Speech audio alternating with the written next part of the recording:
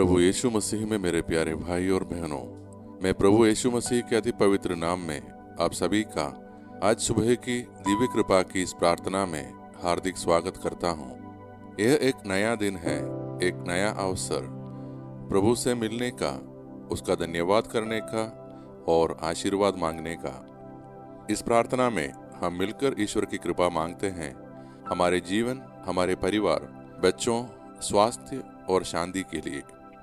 हमें अपने जीवन में प्रभु द्वारा दिए आशीषों को पहचानना चाहिए और शिकायत करने के बजाय धन्यवाद देना चाहिए, क्योंकि बहुत से लोग उस जीवन का सपना देखते हैं जो आज हम जी रहे हैं। आज हम जीवित हैं, जागे हैं, यह भी ईश्वर की कृपा है। जब हजारों लोग इस सुबह को देखने के लिए जीवित नहीं रह पाए, तो आइए हम प्रभु का धन्यवाद करें और एक दूसरे के लिए निरंतर प्रार्थना करें। मैं उन सभी का धन्यवाद करता हूं जो इस प्रार्थना में भाग लेते हैं, आशीष पाते हैं और दूसरों के साथ इसे शेयर करते हैं, ताकि और भी जीवनों में आशा और ज्योति पहुंच सके। आज जिस वचन पर हम मनन करने वाले हैं वह सन्मति की सुसमाचार से लिया गया है, अध्याय 13 पद संख्या 31 और 32। उसने एक और दृष्टांत सुनाया कि स्वर्ग का राज्य उस राई के दाने के समान है, जिसे किसी मनुष्य ने लेकर अपने खेत में बोया। वह सब बीजों से छोटा तो है, पर जब बढ़ता है तो उस सब तरकारियों से बड़ा होता है और ऐसा पेड़ बन जाता है कि आकाश के पक्षी आकर उसकी डालियों पर बसेरा करते हैं। प्यारे भाई और बहनों, प्रभु यीशु इस दृष्टांत के द्वारा यह सिखाता है कि परमेश्वर का राज्य छोटे से आरंभ होता है, परंतु उसका प्रभाव बहुत बड़ा होता है। राई का दाना बहुत छोटा होता है, शायद दुनिया के नजर में नगण्य, लेकिन जब बढ़ता है तो एक विशाल वृक्ष बन जाता है जो पक्षियों को भी शरण देता है। इसी प्रकार हमारे जीवन में परमेश्वर का वचन भी एक छोटे बीज की तरह होता है।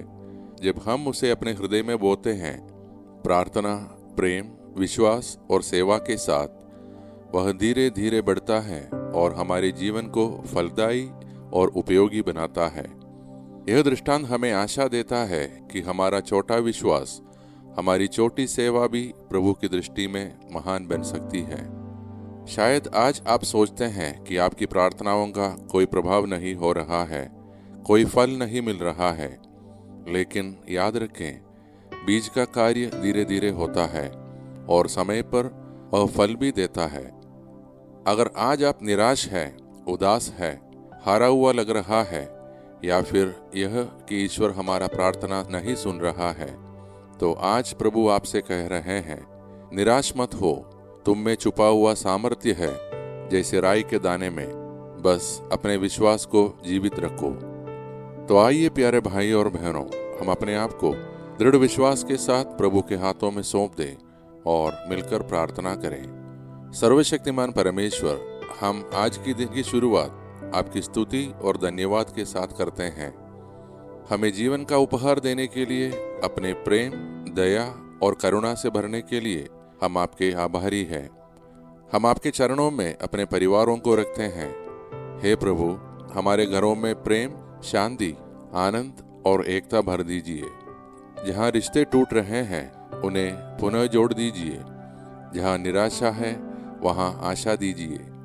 हमें अच्छे स्वास्थ्य, समृद्धि और पवित्रता की ओर ले चलिए। प्रभु यीशु के नाम में हम प्रार्थना करते हैं कि हर प्रकार की बीमारी, चाहे वह शरीर की हो, आत्मा की हो या मन की, आज चंगी हो जाए। हे प्रभु, उन्हें शांति और चंगा करने वाला स्पर्श दे जो आज रो रहे हैं, अकेले हैं या संघर्ष में हैं। हे ईश्वर, संसार के नेताओं को बुद्धि दे ताकि वे न्याय और शांति की राह पर चले। हर युद्ध समाप्त हो और पूरी पृथ्वी पर आपकी शांति और करुणा स्थापित हो। हे पवित्र आत्मा, हमें आज के दिन के लिए बल और सामर्थ्य दे। हमारे हृदय को प्रकाशित कर दीजिए ताकि हम आपका वचन ग्रहण करें और उसे अपने जीवन में फलीभूत करें। ये सारे प्रार्थनाएं और हमारे मन की अन्य प्रार्थनाएं हम समर्पित करते हैं हमारे प्रभु और आपके पुत्र यीशु मसीह के नाम पर। आमीन। प्रभु यीशु मसीह का अनुग्रह, परमेश्वर पिता का प्रेम और पवित्र आत्मा की सहभागिता हम सभी के साथ सदा बनी रहे। आमीन।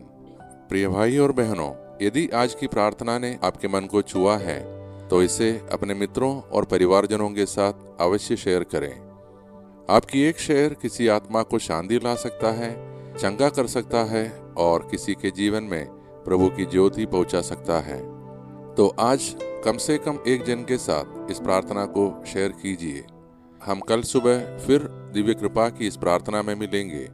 तब तक प्रभु हम सबको सुरक्षित रखे, खुश रखें। धन्यवाद के साथ स्तुति गाऊंगा, हे यीशु मेरे खुदा, उपकार तेरे हैं बेशुमार, कोटि कोटि स्तुति धन्यवाद, कोटि कोटि स्तुति धन्यवाद, कोटि कोटि स्तुति